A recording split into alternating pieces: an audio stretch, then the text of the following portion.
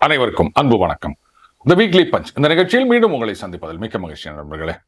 As usual இந்த வாரமும் பந்தியில் பாயசம் பரிமாறப்படும். ரைட், முதல்ல ஒரு கேள்வி. இந்த உலகத்திலேயே மோஸ்ட் பவர்ஃபுல் போஸ்ட் எது அப்படின்னு கேட்டால் டக்குன்னு சொல்லிடுவீங்க, சார் அமெரிக்க ஜனாதிபதி போஸ்ட் தான் சார் அப்படின்னு. ஆனால் அது இல்லை அப்படின்னு இப்போ கண்டுபிடிச்சிருக்காங்க நண்பர்களே. ஏன்னா உலகத்திலேயே சர்வாதிகாரம் இல்லை, சர்வ அதிகாரங்களும் பொருந்திய பதவின்னா அது நீதிபதி பதவி தான். இதுதான் அந்த கண்டுபிடிப்பு. இப்போ மக்களால் தேர்ந்தெடுக்கப்பட்ட ஒரு தலைவர் ஆர் ஃபார் தட் மேட்டர் ஒரு கட்சி, அவங்க நாட்டை இப்படித்தான் வழிநடத்தி செல்ல வேண்டும், இதுதான் கொள்கைகள், இதுதான் திட்டங்கள், இதுதான் சட்டங்கள் அப்படின்னு முடிவெடுக்கிறாங்கன்னு சொன்னா அது செல்லாது அப்படின்னு சொல்லுகின்ற அதிகாரம் நீதிபதிக்கு இருக்கின்றது. நீங்க இன்னாதான் 2/3 மெஜாரிட்டின்னு சொல்லுங்க, இல்லை நாங்கள் 80% 90% ஓட்டு வாங்கிக்கிறேன்னு கூட சொல்லுங்க. நீங்க உங்க திட்டத்தை நடத்தணும் அப்படின்னா அதை நீதிபதிகள் ஆராய்ந்து பார்த்து சரியா தப்பா அப்படின்னு சொல்லணும். நீங்க ஒரு நடவடிக்கை எடுக்கிறீங்க, அது தப்பு அப்படின்னு நீதிபதி அவர்கள் முடிவெடுத்து விட்டார்னு சொன்னா தப்பு தான், உங்களால ஒன்றும் பண்ண முடியாது. உன்னை கேட்கல, என்ன சார் இது? இப்போ மக்கள் தீர்ப்பே மகேசன் தீர்ப்புன்னு சொல்றோம். மக்கள் எல்லாரும் ஓட்டு போட்டு ஒரு தலைவரையோ இல்லை ஒரு கட்சியோ ஆட்சிக்கு கொண்டு வராங்க. அப்போ அந்த கட்சியுடைய கொள்கைகள், செயல் திட்டங்கள் இதான் புச்சிருக்குது அப்படின்னு சொல்லி தானே ஜனங்க அந்த தலைவருக்கு ஓட்டு போட்டு பதவியில் கொண்டாந்து உட்கார வைக்கிறாங்க. அப்போ அவருடைய கொள்கையை அவரால் செயல்படுத்த முடியாம எங்கேயோ ஒரு நீதிபதி உக்காந்திக்கின்னு தடை சொல்றதை ஏத்துக்க முடியுமா? இது ஜனநாயகமா அப்படின்லாம் யாரும் கிறுக்குத்தனமா கேள்வி கேட்கக்கூடாது. ஏன்னா ஜனநாயகம் அப்படின்ற அமைப்புல 4 தூண்கள். அதுல முக்கியமான தூண் நீதித்துறை. அவங்க சொல்றதுதான் இறுதி. நீங்க மக்களால தேர்ந்தெடுக்கப்பட்டவர்களாவே இருங்க, அரசியல் கட்சிகளும் தலைவர்களும். ஆனா அந்த நீதிபதிகள் மக்களால் தேர்ந்தெடுக்கப்படாதவர்கள். அதனால அவங்க யாருக்கும் பயந்துகின்னு எந்த விதமான நடவடிக்கையும் எடுக்க வேண்டியதில்லை, எடுக்கவும் கூடாது. இதுதான் இண்டிபெண்டன்ஸ் ஆஃப் ஜுடிஷியரி. அதனால அவங்க இந்த திட்டம் செல்லாதுன்னு சொன்னா செல்லாது, நீ இதை செய்யணும் அப்படின்னு சொன்னா செய்யணும், இதை செய்யக்கூடாதுன்னா செய்யக்கூடாது. இதுதான் உண்மையான ஜனநாயகம். என்ன சார் நீதிபதிகள், நீதித்துறை, நீதி பரிபாலனம் இதை பற்றிலாம் இவ்வளோ பேசுறீங்க, ஏதாவது எம்பி ஆயிட்டீங்களா? அதுவும் எதிர்கட்சி எம்பி. ஏன்னா சமீபத்தில் ஒரு எதிர்கட்சி எம்பி பேசியிருந்தார்ல, அது என்ன சொல்லியிருந்தாரு, ஏதோ ரிட்டையர்மெண்ட்டுக்கு அப்புறம் பதவிக்காக வேண்டி இந்த மாதிரி கையெழுத்து போடுறதில்ல சம்திங் ஏதோ ஒன்று சொல்லியிருந்தாருல. அதுக்கப்புறம் அதுக்கு ஒரு விளக்கம் வேற கொடுத்துருந்தாரு. இதே ஆளுங்கட்சி எம்பி சொல்லியிருந்தாங்கன்னா உடனே எல்லாரும் இங்கே ஒரு பெரிய பிரச்சனையை கிளப்பியிருப்பாங்க, பார்த்தீங்களா இவங்க நீதித்துறையின் இண்டிபெண்டன்ஸ் அதை கெடுக்கிறார்கள்னு. எதிர்கட்சி எம்பி சொன்னதுனால யாரும் எதுவும் கேட்கல. அதனால நீங்களும் என்ன எதிர்கட்சி எம்பி ஆயிட்டீங்களா அப்படின்லாம் சந்தேகப்படாதீங்க. நான் இவ்வளோ நேரம் சொன்னது நமது நீதித்துறை இல்லை நண்பர்களே, அமெரிக்க நீதித்துறை, அமெரிக்க நீதிபதிகள், அவங்க ஜூரிஸ்டிக்ஷன் இங்கே வராது. எப்படி சேஃபாக அப்ளை பண்ணுறோம் பார்த்தீங்களா? ட்ரம்ப் அவர்கள் பதவிக்கு வந்தவொன்னே என்ன பண்ணார், அந்த USAID அப்படின்ற ஒரு அமைப்பு. இதில் பார்த்தீங்கன்னா நம்ம கணக்கில் பல கோடி 100 கோடி ரூபாய்கள் செலவு பண்ணிட்டு இருக்கிறாங்க. பொதுவாக அதெல்லாம் மற்ற நாடுகளில் அரசியலில் புகுந்து தலையிடுவது, ஆட்சிக்கு எதிராக குழப்பங்களை உண்டாக்குவது, அப்படி குழப்பம் உண்டாக்குறவங்களுக்கு பணம் கொடுக்கறது, ஆட்சி கவிழ்ப்பது, அவங்களுக்கு வேணுங்களை கொண்டு வந்து உட்கார வைக்கிறது, வேணாங்கிறவங்களை வெளில தள்ளுறது, இந்த மாதிரி வேலை தான் பார்த்துருந்தாங்க. கூடவே பார்த்தீங்கன்னா முன்னாள் ஜனாதிபதியுடைய மகள் அவங்க ஒரு 10-12 பேருக்கு கைப்பட கடிதம் எழுதினாராம், கஷ்டப்படுற நாடுகளில் இருக்க குழந்தைகளுக்கு. அதுக்கு கோடிக்கணக்கில் பணம்லாம் கொடுத்துக்கிறாங்க. ஸோ இந்த மாதிரி நிறைய பணம் யூஸ் ஆகினுக்குதாங்க அமெரிக்காவில். இதைத்தான் ட்ரம்ப்பும் எலான் மஸ்கும் சேர்ந்து, எவன் அப்பா விட்டு பணத்தை தூக்கி எவனுக்கு குத்துனுக்கிறீங்க நீங்கள், இதெல்லாம் நியாயமா? இங்கே உக்காந்துட்டு செலவு பண்ண வேண்டிய படத்தை எவனுக்கோ கணக்கு இல்லாமல் அள்ளி குத்துனுக்கிறீங்க, இந்த USAIDன்றதையே இழுத்து மூடு அப்படின்ட்டாருங்க. இப்போது அந்த அமைப்பில் பல நாடுகள்லையும் நிறைய பேர் வேலை செஞ்சுன்னுக்கிறாங்க, அந்த கான்ட்ராக்டர்லாம் இருக்காங்க. இழுத்து முடியாச்சுப்பா, வேலை இல்லை போங்க அப்படின்னு சொன்ன உடனே டகால்னு ஒரு கேஸை போட்டாங்க ஒரு டிஸ்ட்ரிக்ட் ஜட்ஜ். அவர் என்ன சொல்லிட்டாரு, இந்த மாதிரிலாம் நீ நினச்சாலாம் இழுத்து மூட முடியாது, நான் சொல்கிறேன், நீ அவங்களுக்கு சம்பளம் கொடுக்கணும், இவங்களுக்கெல்லாம் பேமெண்ட் பண்ணணும், ஒரு ஆர்டர் போட்டாருங்க. ஸோ இவர் நாடு முழுக்க மக்களால் தேர்ந்தெடுக்கப்பட்ட ஜனாதிபதி அண்ணன் டொனால்ட் ட்ரம்ப் அவர்கள். ஆனால் இவர் ஒரு டிஸ்ட்ரிக்ட் ஜட்ஜ். அவர் சொல்லிட்டார், நீ பேமெண்ட் கொடுக்கணும்னா கொடுத்து தான் ஆகணும், அதை மீற முடியாது. அதனால தான் பார்த்தீங்கன்னா யாரோ ஒருத்தர் ட்வீட் போட்டிருந்தார், இந்த மாதிரி அமெரிக்க ஜனாதிபதியை மனசு வெறுத்து போயிட்டு, என்னையா இது போஸ்ட்டு, ஒரு பவர் இல்லை போல இது, பேசாமல் நான் ரிசைன் பண்ணிவிட்டு ஒரு டிஸ்ட்ரிக்ட் ஜட்ஜ் ஆயிடலான்னு பார்க்குறேன் அப்படின்னு யோசிச்சு நிற்கிறாருன்னு ஒருத்தர் ட்வீட் போட்டிருக்காரு. அதை அந்த எக்ஸ் ட்விட்டருடைய ஓனர் எலான் மஸ்க்கு ரீட்வீட் பண்ணிக்கிறாரு. கரெக்டாக தான் பார்க்குது இவர் சொல்கிறது அப்படின்னு. இதுதான் இன்றைய நிலைமை. இப்போது இந்தியாவில் கூட பார்த்தீங்கன்னா இன்றைக்கு அந்த நீதிபதிகள் நியமனம் அப்படின்றது அந்த கொலிஜியம் சிஸ்டம். இதுக்கு முன்னாடி வந்து நேஷ்னல் ஜுடிஷியல் அப்பாயின்மெண்ட் கமிட்டி அப்படின்னு ஒன்று கொண்டு வந்தாங்க. அது வந்து சுப்ரீம் கோர்ட்டு செல்லாதுன்னு சொல்லிட்டாங்க. இப்போது எனக்கு இதில் ஒரு சின்ன சந்தேகம் இருக்கின்றது. அதாவது nobody can be a judge in his own case அப்படின்றது ஒரு இம்பார்ட்டன்ட் டிக்டம் ஆஃப் லா. என்னுடைய கேஸில் நானே முடிவெடுக்கக்கூடாது, இதுதாங்க சிம்பிளான அர்த்தம். அப்போது நீதிபதிகளை நியமனம் செய்வது எப்படி அப்படின்ற ஒரு பில்லு இது வந்து பாராளுமன்றத்தில் இந்த மசோதா நிறைவேற்றப்பட்டுள்ளது. அப்போது இது செல்லுமா செல்லாதா அப்படின்றத நீதிபதிகளை எப்படி முடிவெடுக்க முடியும்? இது கான்ஃப்ளிக்ட் ஆஃப் இன்ட்ரெஸ்ட்னு வராதா அப்படின்னு எனக்கு ஒரு சந்தேகம் இருக்குது. ஆனால் இதெல்லாம் வந்து அந்த ஜுடிஷியல் எக்ஸ்பர்ட்ஸ்ன்னு நிறைய பேர் இருக்காங்க, அவங்க தான் அதை கிளாரிஃபை பண்ணணும். சரி, எனியோ சுப்ரீம் கோர்ட் வந்து இது செல்லாது அப்படின்னு சொல்லிட்டாங்க. சரி, இதற்கு முன்னாடி எப்படி இருந்ததுன்னு பார்க்குறதுக்கு முன்னாடி இப்போனா அந்த கொலிஜியம் நீதிபதிகள் அடங்கிய ஒரு அமைப்பு, அவங்க தான் வந்து இன்னன்னார் நீதிபதி அப்படின்னு அப்பாயிண்ட் பண்ணுறாங்க. இதற்கு முன்னாடி எப்படி இருந்தது அப்படின்னா ஆளுங்கட்சியில் இருக்கவங்க அப்பாயிண்ட் பண்ணுவாங்க. இன்றைக்கும் வந்து நிறைய பேர் இந்த கோரிக்கையை வச்சுட்ருக்காங்க. என்னங்க இது, ஒரு அரசு அப்படின்னும் போது அவங்க தானே நீதிபதிகளை அப்பாயிண்ட் பண்ணணும். நீதிபதிகளே வந்து நாங்கள் வந்து நீதிபதிகளை அப்பாயிண்ட் பண்ணி போன்றது நெப்போட்டிசம், இதுக்குத்தான் வழிவகுக்கும். அதனால் அரசு அவங்கள வந்து அப்பாயிண்ட் பண்ணணும். அட்லீஸ்ட் அந்த கொலிஜியம் சிஸ்டத்தில் அரசோட பங்கும் இருக்க வேண்டும் அப்படின்னு சில பேர் கோரிக்கை வைத்திருக்கின்றார்கள். அதுக்கு அவங்க சொல்கிற ஜஸ்டிஃபிகேஷன் என்ன அப்படின்னா, இப்போது சிபிஐ டைரக்டர் அப்பாயிண்ட் பண்ணணுமா, அப்போனா வந்து ஆளுங்கட்சியிலேருந்து பிரதமர், அதுக்கப்புறம் எதிர்க்கட்சி தலைவர், அதுலேயும் வந்து நீதித்துறையோட பங்கு இருக்கணும்னு சொல்கிறாங்க. பாஜக ஆட்சிக்கு வந்த பிறகிலிருந்து இப்போ ஒரு சட்டத்தை கொண்டு வருகின்ற அந்த இடைப்பட்ட காலத்தில் சீஃப் எலெக்ஷன் கமிஷனர் இவருடைய நியமனத்தில் அந்த குழு பார்த்தீங்கன்னா பிரைம் மினிஸ்டர், எதிர்க்கட்சி தலைவர், அதுக்கப்புறம் சீஃப் ஜஸ்டிஸ் ஆஃப் இந்தியா. பாஜக 2014 ஆட்சிக்கு வருவதற்கு முன்னாடி இந்த ப்ரொசீஜர் கிடையாதுங்க. சோனியா காந்தி அவர்கள் யாரை நினைக்கிறாங்களோ, even though she was not the prime minister, அவங்க தான் வந்து சிஇசியாக அப்பாயிண்ட் ஆயிருந்தாங்க. அதையும் நம்ம பார்த்துருக்கோம். மோடி அவர்கள் பிரதமராக வந்த பிறகு அந்த குழுன்னு ஒன்று போடுறாங்க, அதில் சீஃப் ஜஸ்டிஸ் இருக்காங்க. அதுக்கு தான் ஒரு சட்டம் கொண்டு வராங்க. அந்த சட்டத்தின்படி பிரைம் மினிஸ்டர், அதுக்கப்புறம் இன்னொரு கேபினெட் மினிஸ்டர், எதிர்க்கட்சி தலைவர் அப்படின்ன உடனே இப்போ இதை எதிர்த்து கோர்ட்டுக்கு போயிருக்காங்க. இது வந்து டிரான்ஸ்பரன்சி கிடையாது, இண்டிபெண்டன்ஸ் கிடையாது அப்படின்னு. சரி, அப்போ 14க்கு முன்னாடி இதே மாதிரி தானே இருந்தது, அப்போ எவனாவது வாயை திறந்தீங்களா அப்படின்னு இந்த ஆக்டிவிஸ்ட் எல்லாம் கேளுங்க.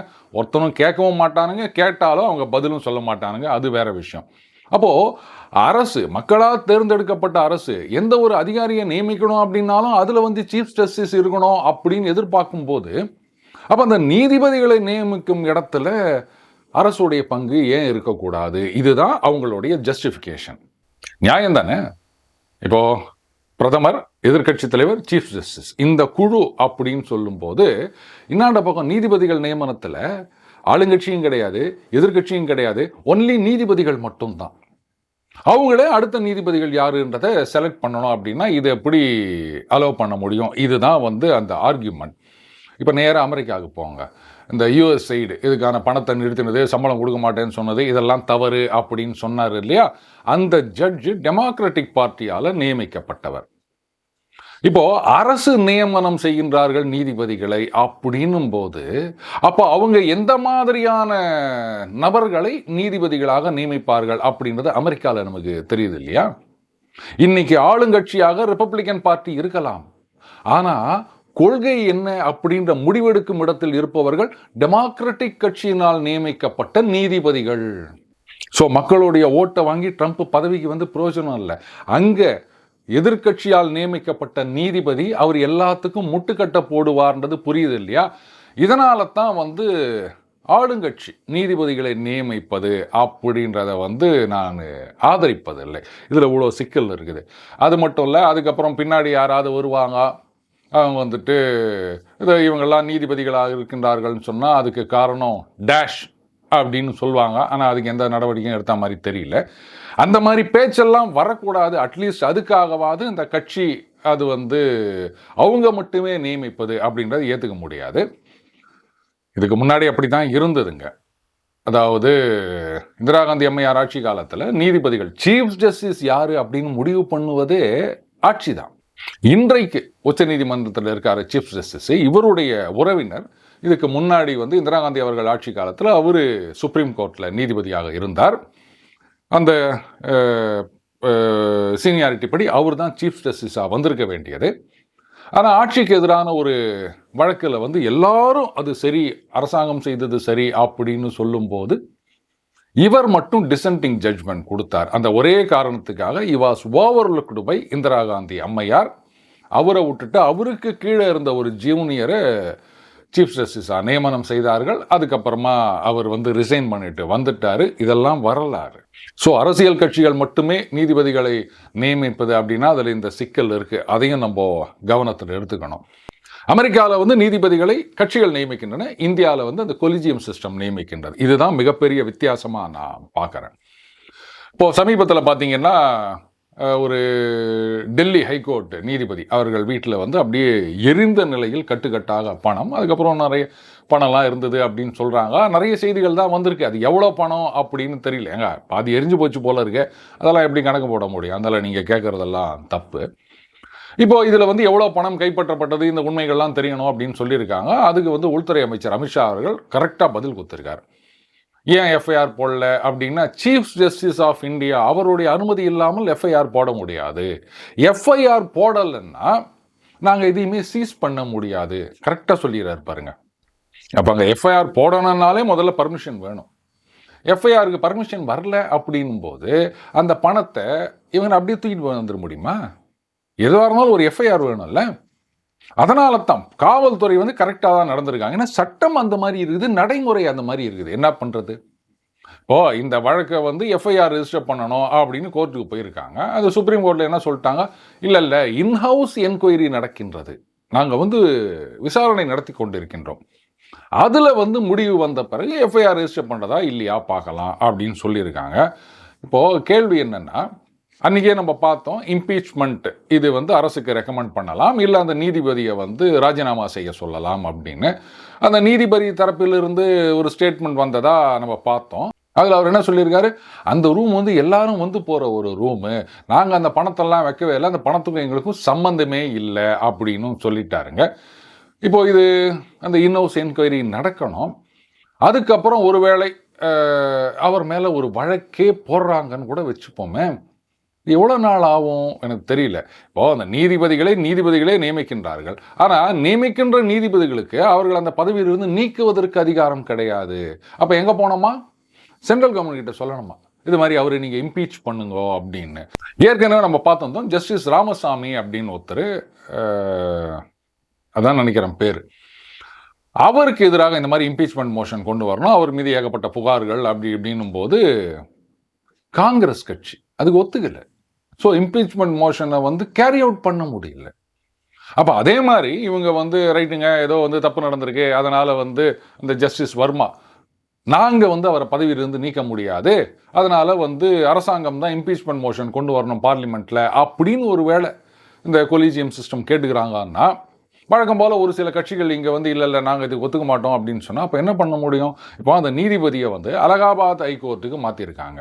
அங்கே இருக்கவங்கெல்லாம் அந்த வழக்கறிஞர்கள்லாம் ப்ரொடெஸ்ட் பண்ணிட்டு இருக்காங்க, என்னங்க எங்கெல்லாம் கொண்டு வந்து டம்ப் பண்ணுறீங்க நீங்கள், அதெல்லாம் ஒத்துக்க முடியாதுன்னு. சரி, அங்கே ட்ரான்ஸ்ஃபர் போட்டாங்கல்ல, கூடவே என்ன சொல்கிறாங்க, அவருக்கு எந்த விதமான கேஸையும் ஒதுக்கக்கூடாது அப்படின்னு. நம்ம விமல் சொல்வார், இதுக்கு அந்த பருத்தி மூட்டை கோடவுன்லேயே இருந்திருக்கலாமே அப்படின்னு. டெல்லியிலையும் அவங்க என்ன பண்ணிட்டாங்க, கேஸ் எதையும் அவருக்கு அலாட் பண்ணாதீங்கன்னு சொல்லிட்டாங்க. இப்போ அலகாபாத் ட்ரான்ஸ்ஃபர்னு சொல்லிட்டு அங்கேயும் கேஸ் எதையும் அலாட் பண்ணாதீங்க அப்படின்னு சொல்லிட்டாங்க. அது எதுக்கு ட்ரான்ஸ்ஃபர்னு கேட்குறேன். ஏன்னா ஒரு நீதிபதின்னு இல்லை, எந்த ஒரு அரசு ஊழியராக இருந்தாலும் ஒரு இடத்துலேருந்து இன்னொரு இடத்துக்கு ட்ரான்ஸ்ஃபர் பண்ணுறாங்க அப்படின்னு சொன்னால் ட்ரான்ஸ்ஃபர் கிராண்ட் அப்படின்றது ஒன்று, ஜாயினிங் டைம்னு ஒன்று உண்டு. இதெல்லாம் வந்து அரசாங்கம் கொடுக்க வேண்டிய காசு தானே. அதனால் இதெல்லாம் அவாய்ட் பண்ணியிருக்காது. சரி, எதுவுமே கேஸ் இல்லைன்போது அவர் டெல்லி ஹைகோர்ட்லேயே வச்சு கேஸ் இல்லாமல் பண்ணியிருக்கலாம். எதுக்காக? ரைட், விடுங்க, அதெல்லாம் வந்து நீதிபதிகளுடைய டிசிஷன், அதெல்லாம் நம்ம கேள்வி கேட்கக்கூடாது. இப்போது அது அதிகாரம்னு வரும்போது இன்னொரு கேஸ் உனக்கு ஞாபகம் வருகின்றது. அசோக் ஸ்வைன் அப்படின்ற ஒருத்தர், அவர் வந்து அரசாங்கத்துக்கு எதிராக, நாட்டுக்கு எதிராக குறிப்பாக தவறான செய்திகள், பொய் செய்திகளை எல்லாம் வந்து சமூக ஊடகங்களில் ஷேர் பண்ணிட்டு வராரு அப்படின்னு சொல்லிட்டு அவருடைய இந்த ஓசிஐ கார்டு இதை வந்து ரிவோக் பண்ணாங்க இந்திய அரசாங்கம். அவர் டெல்லி ஹைகோர்ட்டில் ஒரு கேஸை போட்டிருக்காரு. உடனே ஹைகோர்ட்டில் என்ன ஜட்ஜ்மெண்ட் கொடுத்துட்டாங்க, இல்லை அதை ரிவோக் பண்ணது தப்பு, அதை ரெஸ்டோர் பண்ணணும் அப்படின்னு சொல்லிட்டாங்க. ஓசிஐ அப்படின்றது வந்து அது எக்ஸிக்யூட்டிவோடைய ப்ரெராகேட்டிவ், ஒருத்தர் கொடுக்கறதா இல்லையா, அதை ரிவோக் பண்ணுறதா, இட்ஸ் லைக் அ விசா அப்படின்னு வச்சுக்கோங்களேன். ஸோ அந்த விசாவை வந்து வழங்குவது, நிராகரிப்பது அப்படின்றதெல்லாம் வந்து அரசாங்கத்துடைய டொமைன் அப்படின்னு தான் நான் இப்போ நினச்சிட்டு இருந்தேன். ஆனால் இப்போ தான் புரியுது, அதெல்லாம் நீங்கள் வந்து இவங்க டொமைன்னு சொல்லவே முடியாது. நீதிமன்றத்துக்கு அதிகாரம் இருக்கின்றது. அதனால் அவருக்கு விசா கொடுன்னு சொன்னாலும் அது நீங்கள் கொடுத்து தான் ஆகணும். இதுதான் வந்து நடைமுறை. ஸோ இந்த செப்பரேஷன் ஆஃப் பவர்ஸ் அப்படின்னு சொல்லுவாங்க. அதை வந்து எப்படி புரிஞ்சுக்கிறதுன்னு எனக்கு தெரியலைங்க. விட்டுருங்க, அவ்வளோதான். நீதிமன்றம் சொல்லியாச்சுன்னா நீங்கள் அவருக்கு விசா கொடுத்தானோம். அதில் ஒருத்தர் சொல்லியிருந்தார், நல்ல காலம் பாகிஸ்தான்லேருந்து எவனும் வந்து இங்கே கேஸ் போடல, இந்த மாதிரி காஷ்மீர் முழுக்க எங்களுக்கு அப்படின்னு சொல்லியிருந்தாங்கன்னா என்ன ஆகுமோன்னு பயமாகுதுன்னு ஒருத்தர் சொல்லியிருந்தாருங்க. அந்த மாதிரி எதுவும் கேஸ் போடக்கூடாது அப்படின்னு கடவுளை வேண்டிப்போம். இதில் பார்த்தீங்கன்னா ஒரு வழக்கில் இன்றைக்கு தீர்ப்பு வந்திருக்கின்றது. ரொம்ப ஆச்சரியமாக இருக்குது. ஒரு நீதிபதி அவர்கள் அவங்க வீட்டு வாசலில் 15 லட்சம் ரூபாய் யாரோ வச்சுட்டு போயிட்டாங்க. அந்த நீதிபதி அவர்கள் பார்த்துட்டு, ஐயோ என்னது இது, எவன் வச்சுக்கிறான், பணம் தெரியலையே அப்படின்ட்டு அவங்க உடனே காவல்துறையை கூப்பிட்டு இன்டிமேட் பண்ணியிருக்காங்க. அதுக்கப்புறம் அதை எடுக்கும்போது தான் தெரியுது, அவங்க பேர் மாதிரியே ஃபர்ஸ்ட் நேம் இருக்கின்ற இன்னொரு நீதிபதிக்கு கொடுக்க வேண்டிய பணமாக அதை பேர் குழப்பத்தில் அவங்க வந்து இங்கே வச்சுட்டு போயிட்டாங்க அப்படின்னு. அதுக்கப்புறம் விசாரணை நடந்தது. இப்போ எப்போ நடந்ததுன்னா 2008 நடந்த இன்சிடென்ட் அது. இப்போ தீர்ப்பு வந்திருக்கின்றது. அதில் வந்து அந்த நீதிபதி, அதாவது யாருக்கு கொடுக்கணுமோ அப்படின்னு சொன்னாங்க இல்லையா, அவருக்கு எதிராக எந்த விதமான சாட்சியங்களும் இல்லை, ஆதாரங்களும் இல்லை. அதனால் அவர் அந்த குற்றத்திலிருந்து முழுமையாக விடுவிக்கப்பட்டுள்ளார். இதுதான் வந்து இந்த சிபிஐ நீதிமன்றத்தில் இன்றைக்கு வந்திருக்கின்றது தீர்ப்பு. அப்புறம் என்னங்க, ஆதாரம் இல்லைன்னா என்ன பண்ண முடியும்? இப்போ இந்த டெல்லி ஹைகோர்ட் நீதிபதி அவர் விஷயத்தில் கூட பார்த்தீங்கன்னா அவர் சொல்லிட்டாரு, இந்த பணத்துக்கு எனக்கு சம்மந்தம் கிடையாது, அது எல்லாரும் போயிட்டு வர ரூமு, ரெண்டாவது அன்னைக்கு சம்பவம் நடந்த அன்னைக்கு நாங்கள் அங்கே இல்லை அப்படின்னு வேறு சொல்லிட்டாரு. இப்போ யார் அங்கே பணத்தை கொண்டு வந்து வச்சாங்க அப்படின்றதுக்கு நீங்கள் ஏதாவது ஆதாரத்தை கொண்டு வரணும். இல்லைனா அந்த பணத்தை பற்றி அவருக்கு தெரியும் அப்படின்றதுக்கான ஆதாரத்தை கொண்டு வரணும். ஏன்னா சட்டத்துக்கு வந்து ஆதாரம் தான் முக்கியம் இல்லையா? ஆதாரம் இல்லாமல் ஒருத்தர் மேலே வந்து நீங்கள் குறை சொல்ல முடியாது, குற்றம் சொல்ல முடியாது. ஆனால் இது எத்தனை வருஷம் நடக்கும் அப்படின்னு தெரியல. ரைட்டு, முதல்ல அந்த இன்ஹவுஸ் என்கொயரி அதனுடைய ரிப்போர்ட் வரட்டும், அதில் என்ன சொல்கிறாங்கன்னு பார்ப்போம். அதுக்கப்புறமா ஒருவேளை கேஸ் போடுறதா இருந்தாங்கன்னா சீக்கிரம் முடிஞ்சிடும். என்ன, என்னோட நம்பிக்கை கரெக்டு தானே? ரைட், அடுத்தது பாயசம்.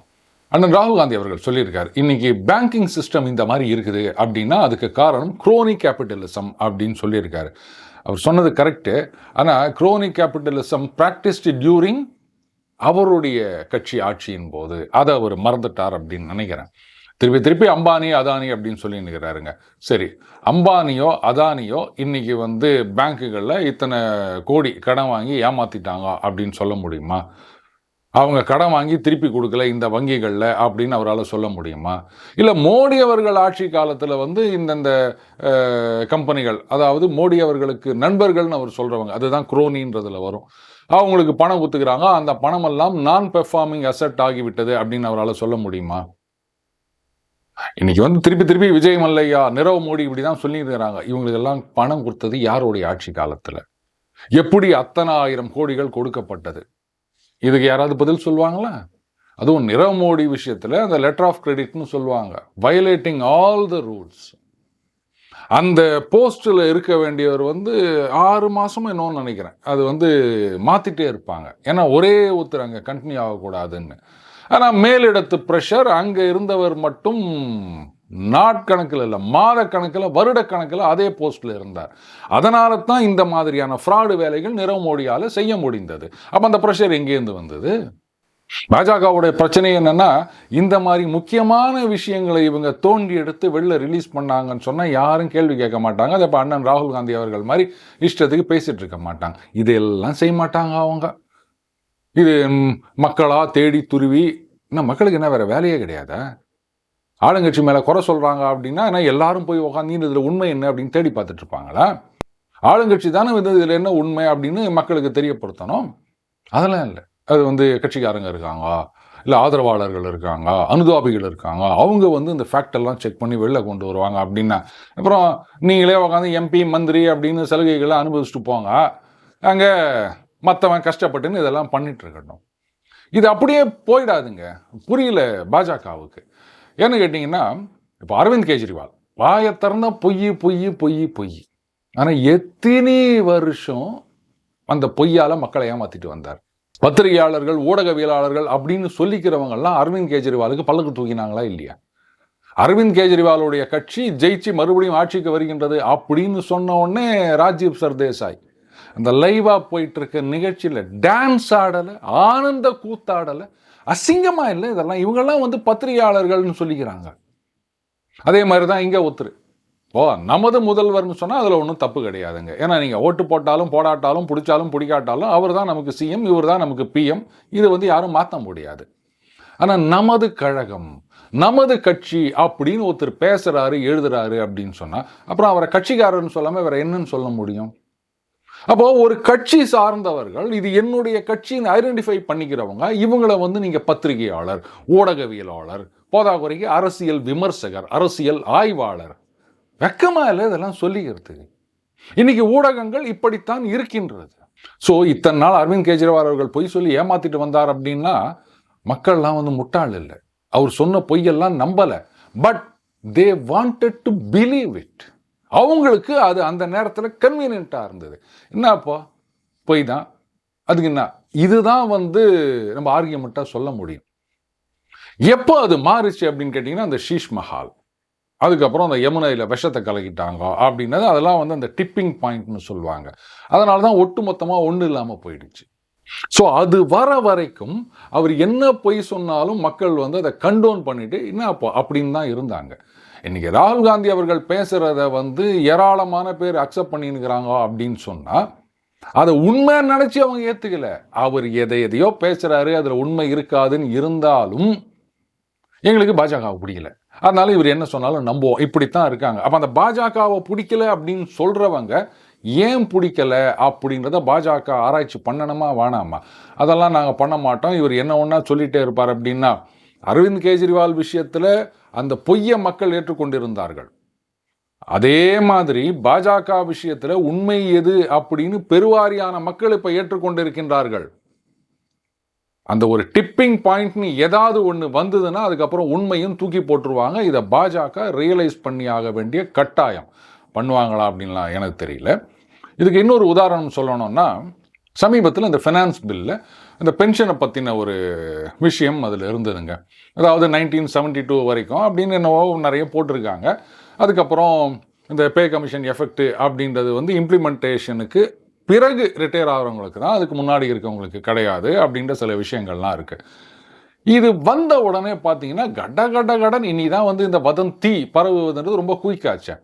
இனிமேல் வந்து பென்ஷனர்களுக்கு இந்த பே கமிஷனில் பெனிஃபிட்டே கிடையாது, ஒன்லி சர்விங்கில் இருக்கிற எம்ப்ளாயிங்ஸுக்கு மட்டும்தான் அப்படின்னு ஆளுக்கு அடிச்சு விட ஆரம்பிச்சாங்க. இதில் என்னடானா தீவிர பாஜக ஆதரவாளர்களே இந்த மாதிரி பண்ணுறாங்க, அப்படி வயிற்றில் அடிக்கிறாங்க, இவங்கெல்லாம் உருப்பிடுவாங்களா அப்படின்னு கேட்க ஆரம்பிச்சிட்டாங்க. என்னுடைய நண்பர் ஒருத்தர் அந்த செய்தி அனுப்பிச்சிட்டு என்கிட்ட கேட்டிருந்தார். சொன்னேன், இது பாருங்கள், முதல்ல ஒரு விஷயத்தை நீங்கள் சிம்பிளாக புரிஞ்சுக்கணும். லெட் அஸ் சே இப்போ இந்த பே கமிஷன் அது 1/1/2026 அப்படின்னு எஃபெக்ட் சொல்லியிருக்காங்க. அது வந்து ஆக்சுவலாக அந்த பே கமிஷன் ரிப்போர்ட்லாம் சப்மிட் பண்ணி அது இம்ப்ளிமெண்ட் ஆகிறது 1/1/2027 அப்படின்னே வச்சுப்போமே. But date of effect 1/1/2026. ரிட்டையர்மெண்ட்னு வரும்போது என்னைக்கு இம்ப்ளிமெண்ட் பண்ணுறாங்களோ அதுக்கப்புறம் ரிட்டையர் ஆகிறவங்களுக்கு தான் அந்த புது ஸ்கேலில் செட்டில்மெண்ட், அந்த கிராஜுவிட்டி, லீவ் சேலரி அப்படின்றதெல்லாம் வரும். டேட் ஆஃப் எஃபெக்ட் 1/1/2026 இருந்தாலும் அந்த இம்ப்ளிமெண்டேஷனுக்கு முன்னாடி ரிட்டையர் ஆகிறவங்க இல்லையா, அவங்களுக்கு வந்து அந்த பென்ஷன் அப்கிரேட் ஆகும், எல்லாம் வரும். ஆனால் அந்த செட்டில்மெண்ட் கால்குலேஷன்றது மாறாது. என்னைக்கு இம்ப்ளிமெண்ட் பண்ணுறாங்களோ அதுக்கப்புறம் ரிட்டையர் ஆகிறவங்களுக்கு தான் பேசிக் பேயை மாற்றிட்டு அதுலேருந்து செட்டில்மெண்ட்டை கால்குலேட் பண்ணுவாங்க. இது எல்லா காலத்திலும் நடக்கிற ஒரு விஷயம். இதை வந்து புதுசாக ஒன்றும் சொல்ல வேண்டிய அவசியமே கிடையாது. ஆனால் இதை இன்னும் சில பேர் வந்து இப்படி ட்விஸ்ட் பண்ணி விட்டுனுக்குறாங்க அப்படின்னு சொன்னேன். அதுக்கப்புறம் பார்த்தீங்கன்னா ஃபினான்ஸ் மினிஸ்டர்கிட்டேருந்தே கிளாரிஃபிகேஷன் வந்துருச்சு, எந்த விதமான சேஞ்சும் கிடையாது, இது வந்து ஒரு சாதாரண ரொட்டீன் மேட்டர் தான் அப்படின்னு. ஆனால் இந்த விஷயம் எத்தனை பேருக்கு தெரியும்? இங்கே இந்த வெஸ்டட் இன்ட்ரெஸ்ட் அப்படின்னு சொல்லுவாங்கல்ல, இவங்களை வந்து எதிர்க்கட்சிகளும் கிளப்பி விட்டது தான் எல்லாருக்கும் தெரியுது. ஐயோ பென்ஷனை வந்து இது மாதிரி அஷ்டாங்க, இனிமேல் பென்ஷனருக்கெல்லாம் பெனிஃபிட்டே கிடையாதா அப்படின்னு. இது எது வரைக்கும் ஓடும் அப்படின்னா, இந்த பே கமிஷன் இம்ப்ளிமெண்ட் ஆகி அதுக்கப்புறம் அவங்க பென்ஷன் அப்கிரேட் ஆகுது அப்படின்னா அது வரைக்கும் இந்த அவநம்பிக்கை இந்த ஆட்சிக்கு எதிரான வெறுப்புன்றது அப்படியே பெர்பெச்சுவேட் பண்ணிட்டு இருப்பாங்க.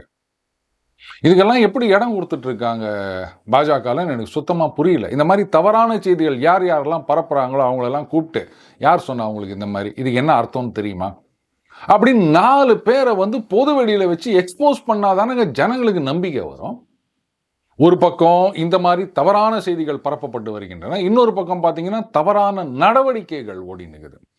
சமீபத்தில் ஒரு செய்தி, இப்போ அந்த தங்க நகையை கொண்டு போயிட்டு பேங்க்கில் வைக்கிறோம் அப்படின்னு சொன்னால், அதெல்லாம் ஒரு வருஷத்துலாம் மூக்கிறதுன்னெல்லாம் நிறைய பேருக்கு நடக்காத காரியங்க.